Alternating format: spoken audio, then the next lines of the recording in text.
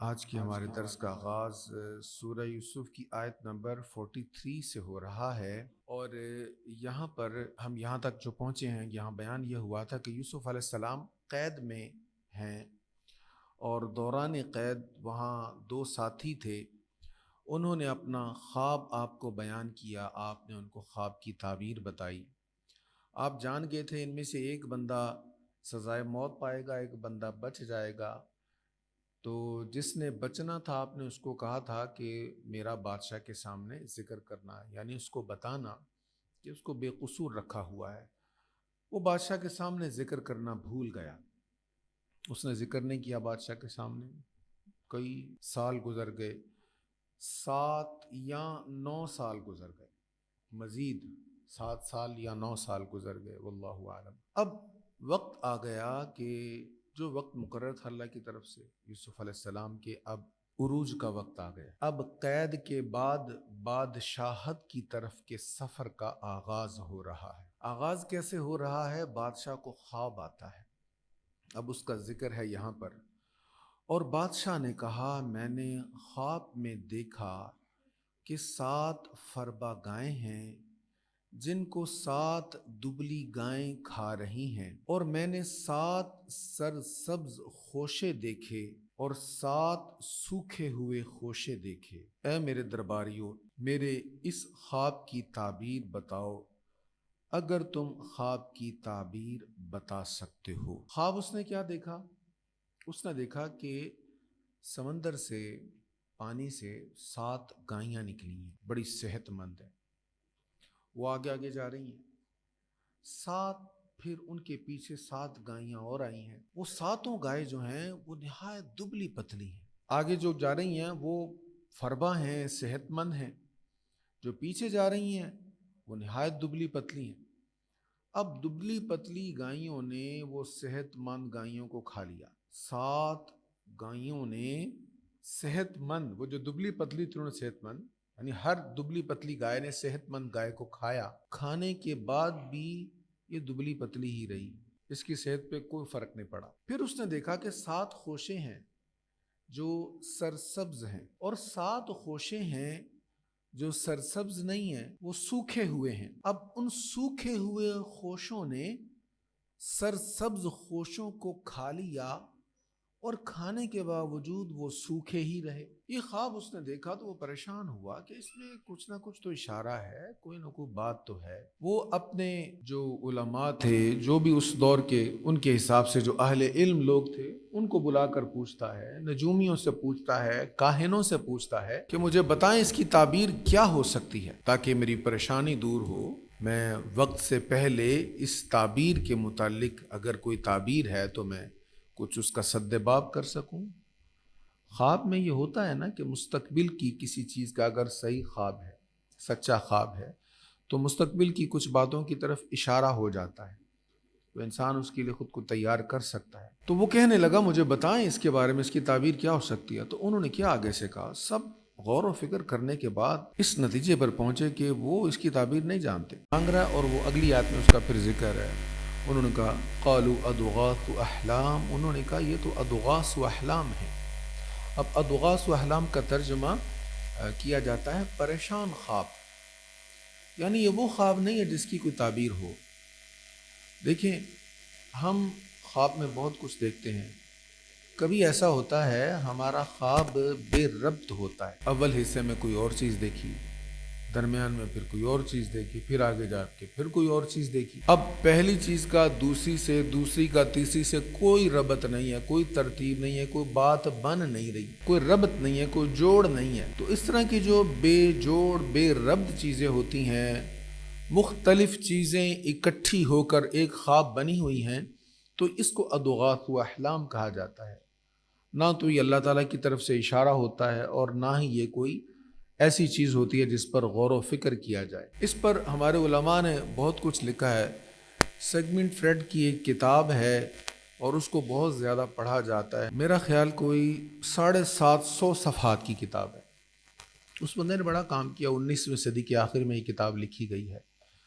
اور لیکن میں یہاں پہ ایک بات عرض کروں، ہمارا اور ان کا جو کانسیپٹ ہے بڑا ڈیفرنٹ ہے۔ مختلف ہے۔ سگمنٹ فریڈ جو ہے یہ یہودی ہے، یہودیوں کے اپنے نظریات ہیں، علم کے اعتبار سے ان کے مآخذ اور ہیں، ہمارے مآخذ اور ہیں۔ ایک چھوٹی سی مثال میں آپ کو دیتا ہوں، ہم جسے منحوس سمجھتے ہیں وہ اس کو سمجھدار سمجھتے ہیں۔ الو ہے نا، الو کو ہم کہتے ہیں منحوس ہے، وہ سمجھتا ہے نہیں یار یہ تو بڑا فلسفی، بڑا سمجھدار ہے۔ ان کے کارٹونز میں الو سے فیصلہ کروایا جاتا ہے، یہ رات بھر سوچتا ہے، غور و فکر کرتا ہے۔ ہمارے ہاں علماء نے یہ سمجھایا کہ اگر آپ خواب میں پسلی کو دیکھیں تو اس کی تعبیر عورت ہے، کیونکہ نبی کریم علیہ الصلوۃ والتسلیم کا ارشاد ہمارے سامنے آیا، اس کو پسلی سے بنایا گیا، عورت کے بارے میں کہا گیا۔ تو حضور علیہ السلام کا ارشاد آپ نے بارہا سنا ہوگا۔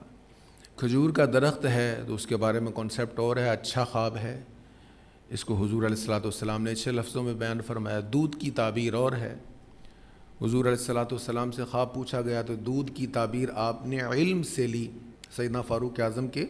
آپ نے کہا جی آپ نے مجھے دودھ عطا فرمایا تو میں نے پیا تو میں نے دیکھا کہ اس کی سفیدی میرے ناخنوں سے نکل رہی ہے، تو آپ نے فرمایا اس سے مراد علم ہے، یعنی جو علم میرے ذریعے آپ کو نصیب ہوا وہ اتنا زیادہ ملا ہے کہ آپ کے ناخنوں تک اس کی تاثیر موجود ہے۔ امام اعظم ابو حنیفہ کا خواب استخوان مبارک کو نکال رہے ہیں تو اس سے امام ابن سیرین علیہ الرحمٰن نے اس سے تعبیر یہ لی، آپ ان علوم پر کام کریں گے، سرکار کریم علیہ السلام کے علوم کے وہ تبرکات جس سے آج کے لوگ مستفیض نہیں ہو رہے، لوگوں سے چھپ گئے ہیں، آپ ان کو نیچے سے گہرائی سے نکال کر لوگوں کے سامنے پیش کریں گے۔ تو ہمارے ہاں کانسیپٹ اور ہے، تو ہم سیگمنٹ فرائڈ کے پیچھے چلے جائیں اور اسی کو دیکھنے لگ جائیں۔ میں اس کو دیکھنے سے منع نہیں کرتا، میں تو خود بھی پڑھتا ہوں، خود بھی میں نے اس کو دیکھا ہے، لیکن ایک ترتیب ہے، ایک طریقہ کار ہے چیزوں کی تحقیق کرنے کا۔ وہ کیا ہے کہ آپ پہلے جو آپ کو قرآن بتا رہا ہے، حدیث بتا رہی ہے، اس کو آپ پہلے دیکھیں۔ جب قرآن و حدیث کو آپ سمجھ لیں گے اور پھر قرآن و حدیث کو صحابہ کرام نے اور تابعین نے کیسے سمجھا، خوابوں کی تعبیر کے حوالے سے سب سے زیادہ علم تو کریم آقا صلی اللہ علیہ وسلم کے پاس ہے نا، انبیاء میں سب سے زیادہ علم آپ کے پاس ہے، آپ کے بعد جناب یوسف علیہ السلام کے پاس ہے، پھر امت میں سب سے زیادہ علم جناب سیدنا ابو بکر صدیق رضی اللہ تعالیٰ عنہ کے پاس، پھر آگے چلتے ہیں تو امام ابن سیرین علیہ الرحمہ ان کا نام آتا ہے، بہت بڑے وہ بزرگ گزرے ہیں، تو امام اعظم ابو حنیفہ نے بھی ان سے تعبیر لی، پھر آگے بہت سارے علماء ہیں۔ تو ہمارے اپنے اکابر کا جب کام موجود ہے آپ اس کو پڑھ لیں، جب آپ پڑھ چکے ہیں تعبیرات کو کسی حد تک آپ سمجھ لیں تو پھر سیگمنٹ کو بھی پڑھ لیں، اس کی کتاب کو بھی پڑھا جا سکتا ہے، تنگ نظری نہیں ہے، لیکن اپنے بیسکس چیزیں جو ہے نا، جو بنیادیں ہیں پہلے اس کو سمجھنا چاہیے، اس کو سمجھ کر آگے چلیں گے تو پھر مزید چیزوں کی اسٹڈی کرنے اس کا آپ کو فائدہ ملے گا۔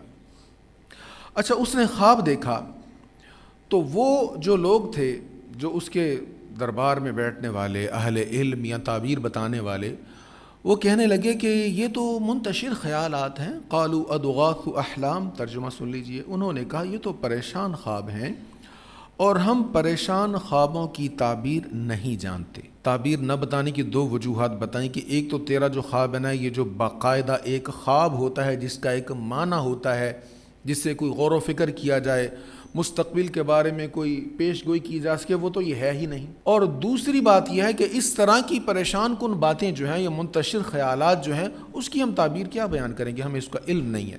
تو انہوں نے عجز کا اظہار کر دیا، لیکن بادشاہ کا دل مطمئن نہیں ہوا، اس نے کہا نہیں یہ کچھ تو ہے اس میں، یہ پریشان خیالات نہیں ہیں، یہ میرے منتشر خیالات مجتمع ہو کر ایک تصور نہیں بنا، یہ ایک باقاعدہ خواب ہے، اس میں ایک باقاعدہ تصور ہے کہ 7 گائے ہے اور 7 صحت مند گائیں ہیں، پھر دبلی پتلی گائیں آتی ہیں ان کو کھاتی ہیں، پھر 7 خوشے ہیں سرسبز ہیں، پھر 7 خشک خوشے ان کو کھا جاتے ہیں، وہ گائیں بھی دبلی کی دبلی رہتی ہیں، یہ خوشے بھی خشک کے خوشی رہتے ہیں، اس میں کچھ نہ کچھ تو ہے۔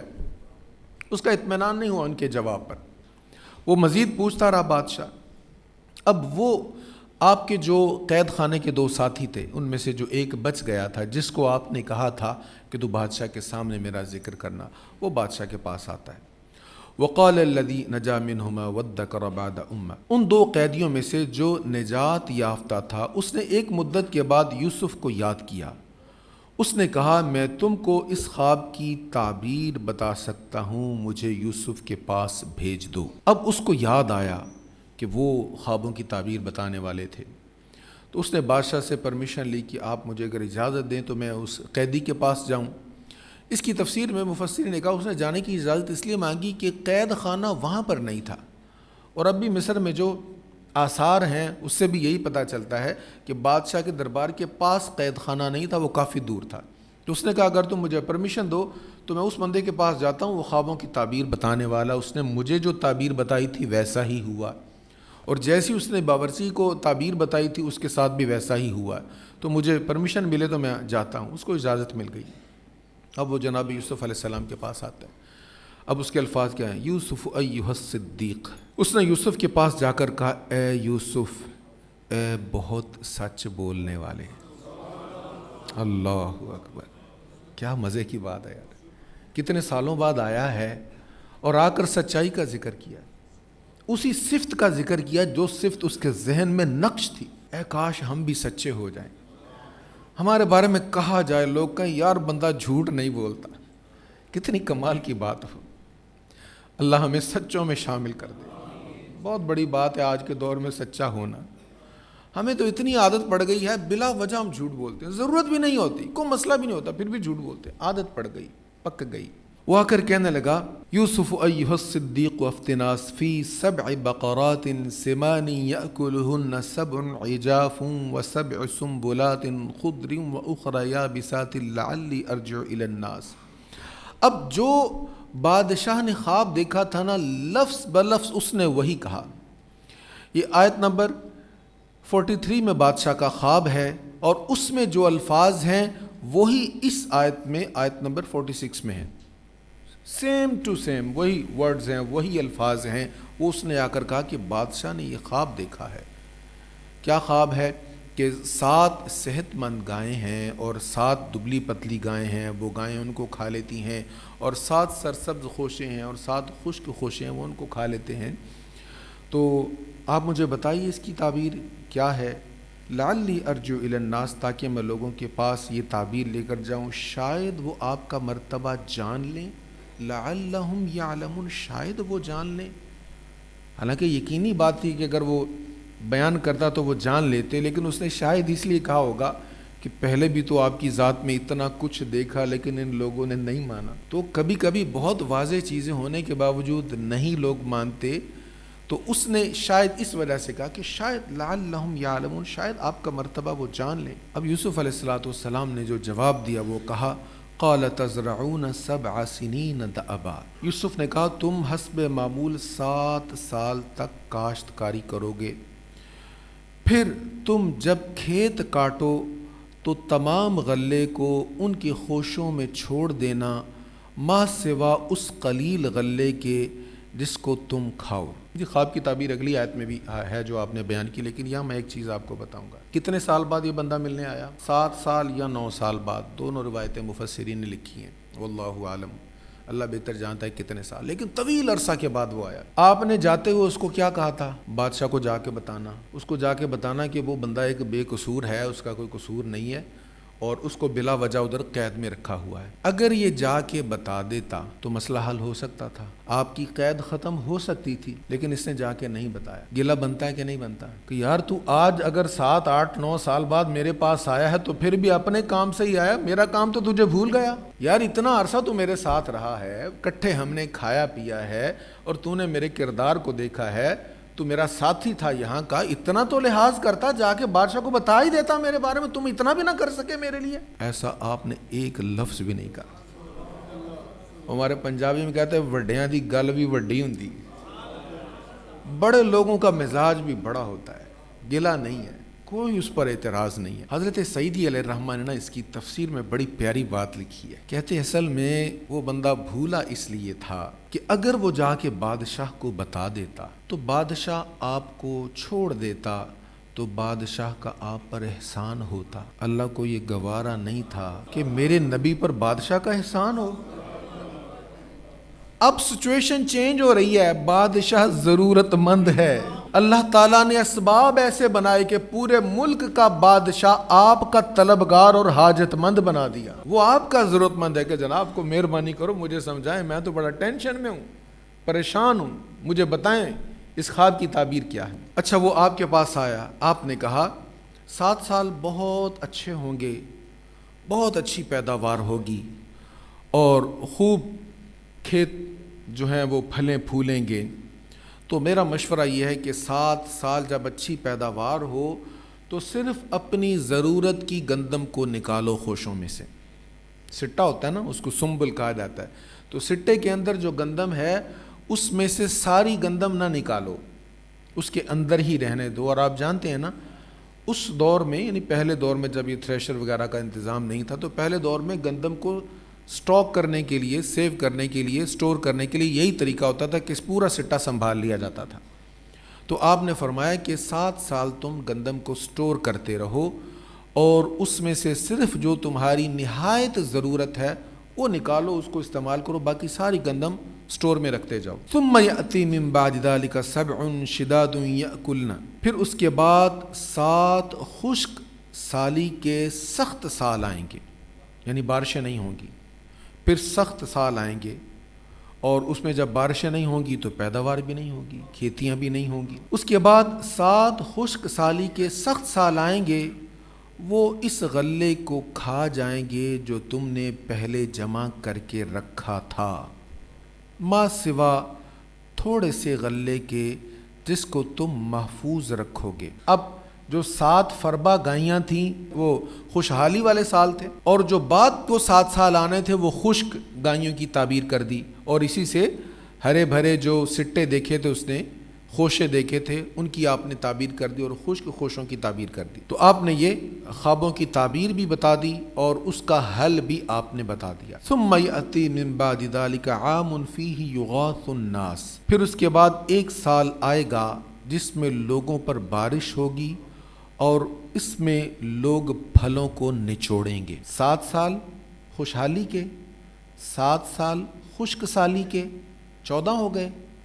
اب 15ویں سال کے متعلق انہوں نے بیان کیا کہ 15واں سال جب آئے گا خوب بارش ہوگی، اتنا پھل ہوگا کہ نچوڑو گے تم.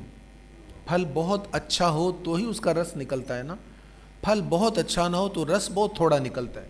پھر لوگ کہتے ہیں کہ بہتر یہ ہے کہ رس نکالنے کی بجائے اس کو ویسے کھا لیا جائے. تو جب بہت زیادہ مقدار میں ہو اور بہت اچھا ہو تو پھر اس کو کھانے میں، چونکہ اتنا زیادہ وہ کھایا نہیں جاتا، تو پھر ایک اس کا استعمال کا طریقہ یہ ہوتا ہے کہ اس کو نچوڑ لیا جائے.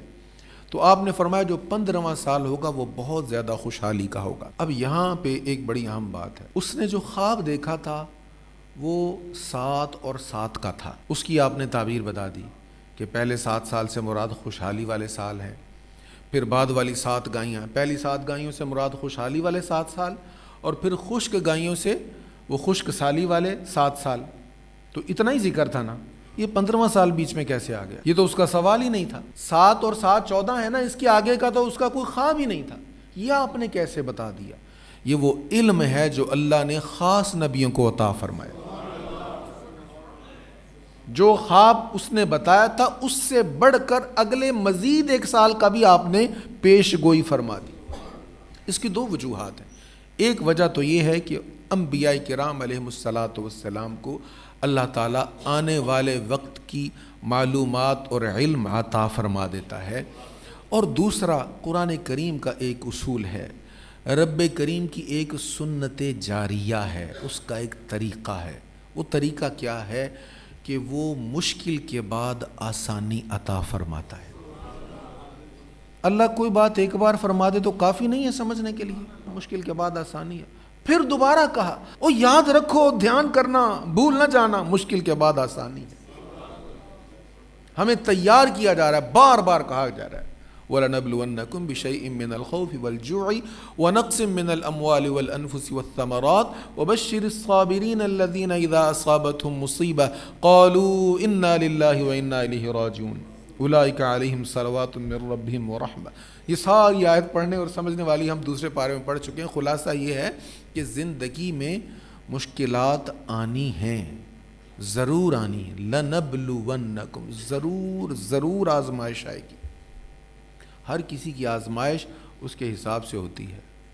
خوشحال کی آزمائش اس کی خوشحالی میں ہوگی، تنگ دست کی آزمائش اس کی تنگی میں ہوگی، اہل علم کی آزمائش اس حساب سے ہوتی ہے۔ تو اللہ تعالیٰ سے عافیت ہی طلب کریں، یا اللہ ہمیں عافیت میں رکھ، امن میں رکھ، آزمائشوں سے بچا، ایسی آزمائشوں میں نہ ڈال۔ ربنا ولا تحملنا ما لا طاقت لنا به واعف عنا واغفر لنا وارحمنا، یا اللہ ہم پر وہ بوجھ نہ ڈال جس کو ہم اٹھا نہ سکیں۔ دعائیں یہی مانگتے رہنا چاہیے، عافیت ہی مانگنی چاہیے۔ لیکن بہرحال آزمائش آنی تو ہے، آ تو سکتی ہے، اس کے لیے خود کو تیار رکھنا چاہیے، اور یہ ذہن میں رکھنا چاہیے کہ ایک بار جو مشکل آ رہی ہے نا اللہ کی طرف سے، اس مشکل کے بعد آسانی ضرور ہے، اس کے بعد راحت ضرور ہے، یہ رب کریم کا وعدہ ہے۔ تو آپ نے جو فرمایا کہ اس کے بعد 15واں سال جو ہوگا وہ تمہاری خوشحالی کا ہوگا، یہ اس وجہ سے فرمایا، اس بنیاد پر فرمایا کہ 7 سال جب شدید تکلیف میں ہیں، قلت والے ہیں، خشک سالی والے ہیں، تو صرف 7 سال ہی ہے نا، تو جب یہ ختم ہوں گے، اب رب کا قانون یہی ہے کہ جو مشکل پر صبر کرتا ہے اللہ اس کو بہترین اجر عطا فرماتا ہے۔ اس بیس پر آپ نے پیش گوئی فرمائی۔ تو جب یہ خواب کی تعبیر بادشاہ تک پہنچی، ایک دم چونک گیا، کہنے لگا بالکل صحیح بات کہی ہے، کلک کر گئی بات، میری سمجھ میں آئی بات، اس کے علاوہ کوئی تعبیر ہو ہی نہیں سکتی، اس بندے کو میرے پاس لے کر آؤ، جلدی میرے پاس لے کر آؤ۔ آپ نے کہا ایسے تو نہیں جاؤں گا، پہلے یہ بتاؤ جس الزام میں مجھے قید کیا ہوا ہے پہلے اس کا کلیئر کرو کہ وہ کیا ہے، کیا واقعی میں مجرم ہوں، پہلے وہ بات کلیئر کرو، میری ذات پر جو تم نے دھبا لگانے کی کوشش کی ہے پہلے اس کو کلیئر کرو۔ تو پھر اگلے رکوع میں اس کا تذکرہ ہوا ہے۔ اللہ کریم ہمیں قرآن مجید پڑھنے، سمجھنے، اس پر عمل کرنے اور اس کا ابلاغ کرنے کی توفیق نصیب فرمائے۔ وآخر دعوایا ان الحمد للہ رب العالمین۔